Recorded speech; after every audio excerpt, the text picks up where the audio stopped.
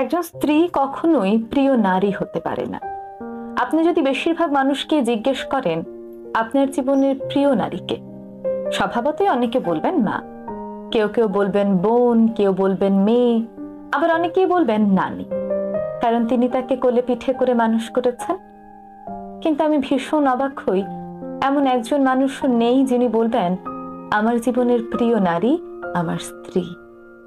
আসলে বাঙালিদের সমস্যাটা হলো স্ত্রীকে ভালোবাসি বললে মান সম্মান কমে যায়, স্ত্রীর কাছে ছোট হতে হয়, লোকে বউ পাগল বলবে, আবার অন্যান্য পুরুষের কাছে নিজের পৌরুষত্বটা একটু কমে যায়। আচ্ছা, এমন একজন পুরুষও কি নেই যার অসুস্থতার সময় তার স্ত্রী হাসপাতালের বেডের পাশে নির্ঘুম রাত কাটিয়েছে, কিংবা বাবার বাড়ির বিলাসবহুল বাড়ি ছেড়ে একসাথে জীবন যুদ্ধটা করবে বলে অল্প বেতনের ছেলেটার হাত ধরে বাড়ি ছেড়েছে? শ্বশুর বাড়ির ঝাল তরকারি খেতে না পারলেও বাবার বাড়ি থেকে ফোন এলে ঠিকই বলেছে আমি খুব ভালো আছি। নাকি মায়ের হাতের রান্না, নিজের প্রিয় বিছানা, কিংবা ছোট থেকে বড় হয়ে ওঠা যেই বাড়িতে, সেই বাড়ি ছেড়ে আসাটা এতটাই সহজ? তাই একজন বউ কখনো প্রিয় নারী হতে পারে না, তার সেই যোগ্যতাই নেই। মা পচা, মাকে একদম বকে দেব, মেরে দেব মাকে। মজার ছলে বলা এই কথাগুলো শিশুদের মনে কি প্রভাব ফেলে জানেন? অনেকে আছেন যখন দেখেন মা তার বাচ্চাকে শাসন করছে তখন মজার ছলে বলেই ফেলেন মা পচা, মাকে একদম বকে দেব। মজা করে বলেন, আদর করে বলেন, এতে কি বা যায় আসে? কিন্তু না, যায় আসে। এই মজার ছলে বলা একটি বাক্য শিশুর মনে তার মায়ের সম্মানকে প্রশ্নবিদ্ধ করে তোলে। শিশু যখন দেখে তার মা তাকে শাসন করছে আর তারই খুব কাছের কেউ, দাদা, দাদি, ফুপু, খালা, মাকে পচা বলছে, তখন শিশুর মনে একটি কনফিউশন তৈরি হয়। সে ভাবতে থাকে তার মাই ভুল করেছে, বাকি সবাই সঠিক। শিশুদের মনে একটি দ্বন্দ্ব সৃষ্টি হয়। তারা মুখে হয়তো কিছু বলে না, তবে এই জিনিসটি তাদের মাথায় গেঁথে থাকে।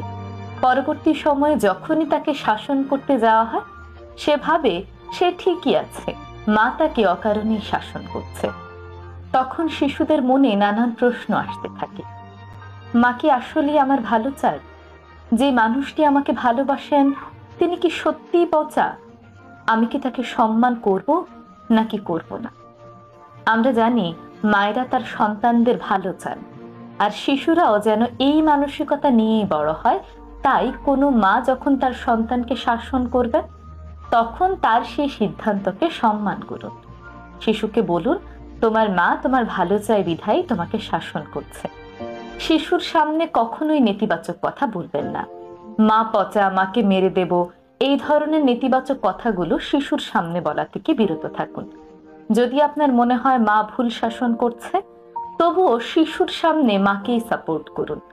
প্রয়োজনে মাকে আলাদা করে ডেকে নিয়ে বোঝান, কিন্তু তার বাচ্চার সামনে কখনোই বলবেন না মা পচা, মাকে মেরে দেব। শিশুদের শিক্ষা শুধুমাত্র স্কুল কিংবা বই পুস্তকের মধ্যেই সীমাবদ্ধ নয়, আমাদের সকল আচরণ থেকেও শিশুরা কিন্তু শেখে। তাই এমন কিছু করবেন না যাতে শিশুর মন থেকে কারো প্রতি সম্মানটা উঠে যায়। আজকের পর থেকে এই ব্যাপারে অবশ্যই সচেতন থাকবেন।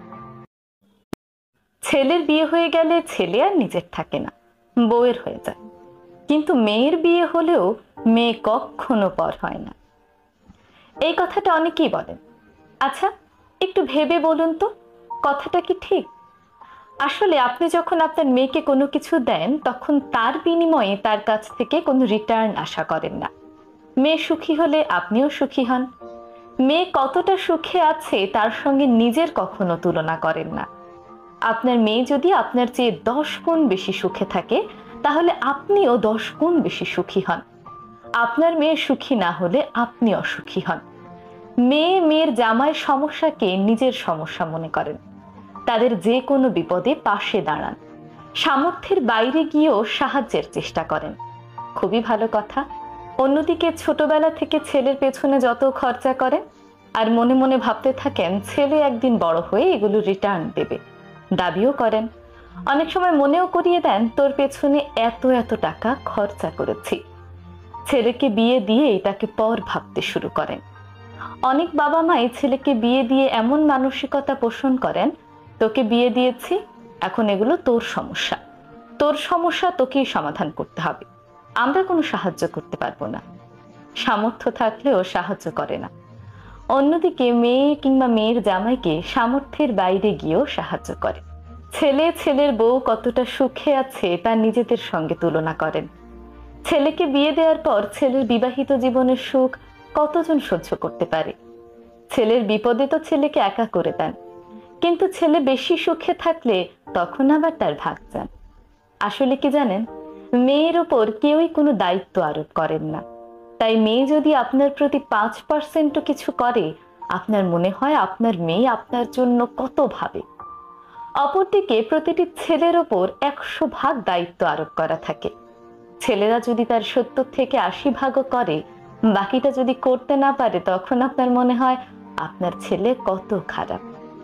দেখুন, মেয়ের পেছনে আপনি যতই খরচা করেন না কেন, লেখাপড়া শেষ করে তার বিয়েতে 10 লক্ষ টাকা খরচ করলেও আপনি তাকে কখনো বলেন না তোর বিয়েতে এত টাকা খরচ করেছি, বরং খুব শখ আহ্লাদের সঙ্গে তাকে বিয়ে দেন।